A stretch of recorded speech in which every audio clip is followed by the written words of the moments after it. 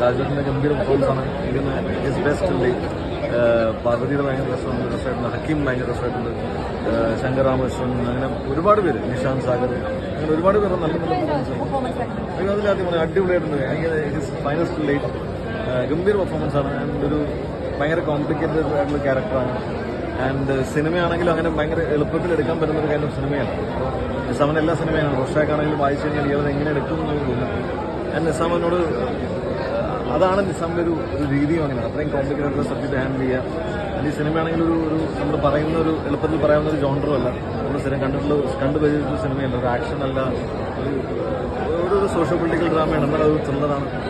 അടിപൊളി, ഭയങ്കര ഗംഭീരമാണ്. അതിനകത്ത് ഇൻട്രൊഡ്യൂസ് ചെയ്തിരിക്കുന്ന എഡിറ്റർ റമീസ് ഭയങ്കര രസമാണ്. റമീസ് റൊസാക്കിന്റെ സ്പോട്ട് എഡിറ്ററായിരുന്നു.